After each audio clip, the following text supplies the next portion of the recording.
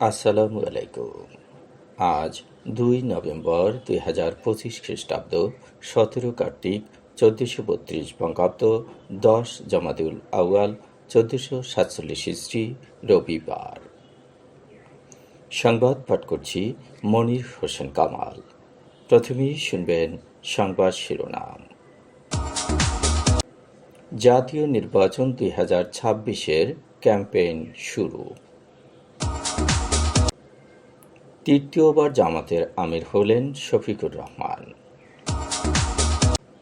বরগুনায় নতুন করে ডেঙ্গুতে আক্রান্ত আরও 35।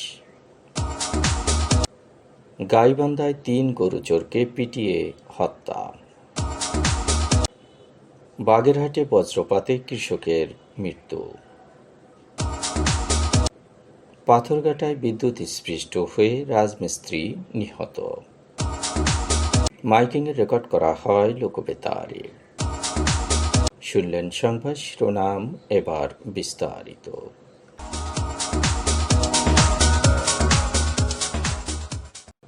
জাতীয় সংসদ নির্বাচন 2026-এর ক্যাম্পেইন শুরু করেছে সরকার, যেখানে বলা হয়েছে, চাবি আপনার হাতে, ভোট দিয়ে দেশের দখল বুঝে নিন।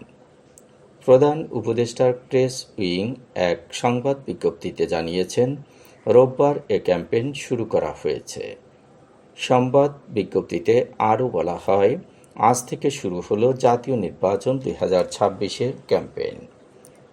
প্রথম টিজারে ইতিহাসের সবচেয়ে গুরুত্বপূর্ণ নির্বাচনে অংশ নিতে সবাইকে আহ্বান জানিয়েছেন গুমের শিকার বিডিআর হত্যাকাণ্ডের তদন্ত কার্যক্রমের সমন্বয়ক ক্যাপ্টেন অবসরপ্রাপ্ত ডক্টর খান সুবাইল বিন রফিক। এতে আরও বলা হয়, ফেব্রুয়ারি 2026-এ উৎসবমুখর পরিবেশে আমরা সবাই ভোট দিতে যাব। ফেব্রুয়ারির নির্বাচনের মধ্য দিয়ে দেশের মালিকানা বুঝে নেবে দেশের জনগণ।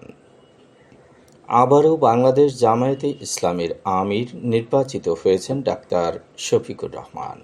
2026-2028 কার্যকালের জন্য তাকে আমির নির্বাচিত করা হয়েছে। এই নিয়ে তৃতীয়বারের মতো আমির হলেন শফিকুর রহমান। জামাতে ইসলামীর অভ্যন্তরীণ নির্বাচন পরিচালনার দায়িত্বে নিয়োজিত প্রধান নির্বাচন কমিশনার সহকারী সেক্রেটারি জেনারেল মাওলানা এটিএম মাসুম শনিবার রাতে সংগঠনের আমিরের নাম ঘোষণা করেন।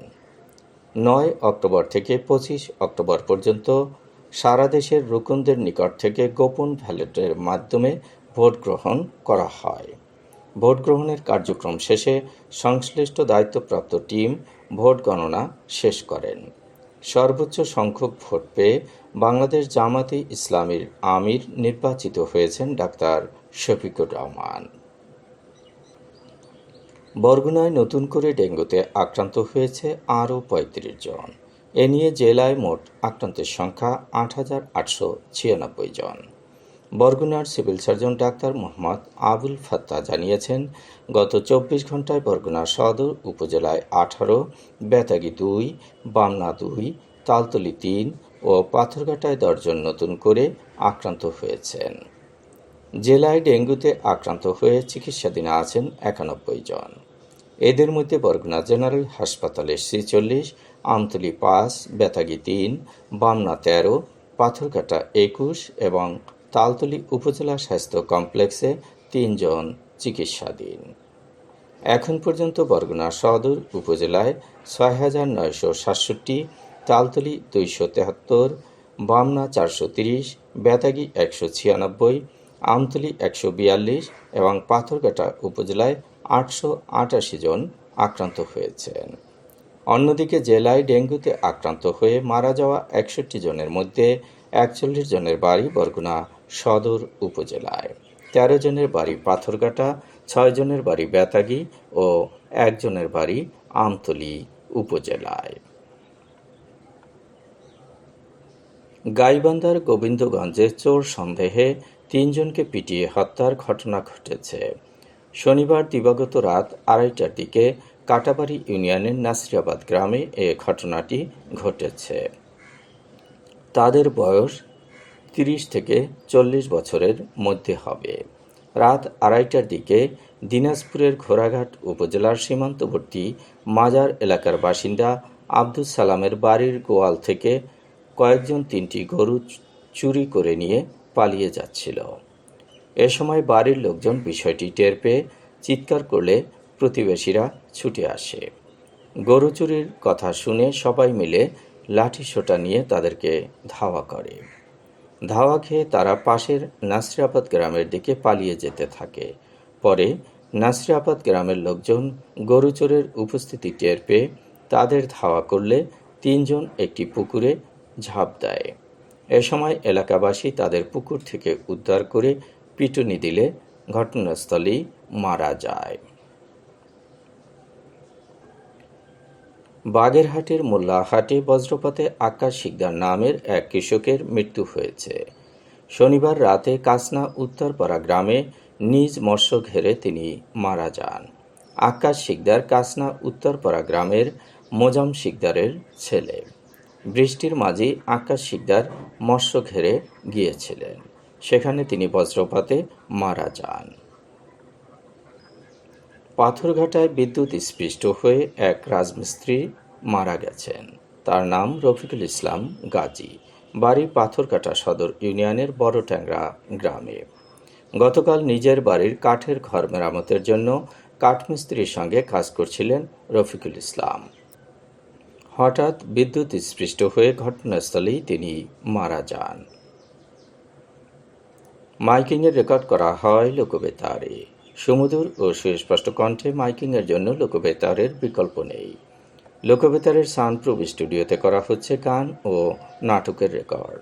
সেই সাথে লোকবেতারের নামমাত্র টাকায় প্রচার করা হচ্ছে বিজ্ঞাপন। 15 সেকেন্ডের বিজ্ঞাপন প্রচারিত হচ্ছে মাত্র 500 টাকায়। 30 সেকেন্ডের বিজ্ঞাপন 1000 টাকা, 45 সেকেন্ডের বিজ্ঞাপন 1500 টাকা আর 1 মিনিটের বিজ্ঞাপন প্রচার করা হয় মাত্র 2000 টাকায়। নির্ধারিত টাকার বিনিময়ে প্রতিদিন কমপক্ষে 5 বার করে পুরো 1 মাস বিজ্ঞাপন প্রচার করা হবে। মাইকিং ও বিজ্ঞাপনের জন্য যোগাযোগ করবেন 0-1-755-6-6-445 নম্বরে। এবারে শুনবেন আবহাওয়ার খবর।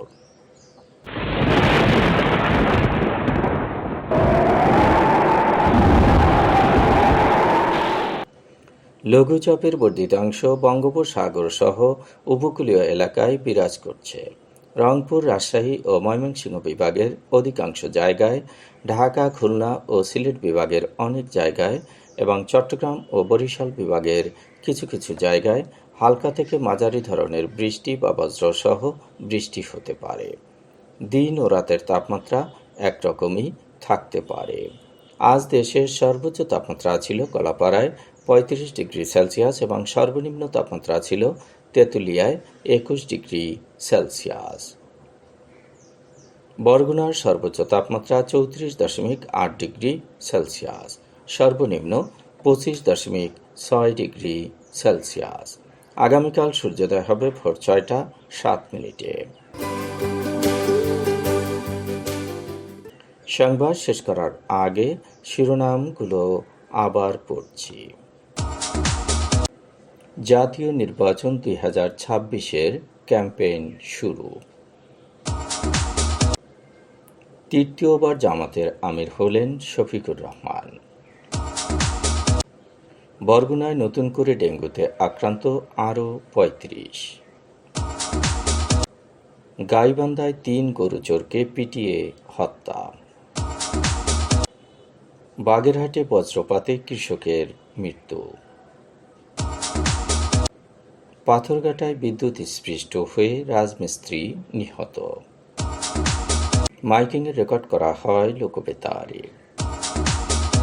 সংবাদ শেষ করার আগে জানিয়ে দিচ্ছি লোকবেতারের সংবাদ জানানোর মোবাইল নম্বর। আপনার এলাকার গুরুত্বপূর্ণ সংবাদ জানাতে ফোন করুন 0-1-755-6-6-445 নম্বরে।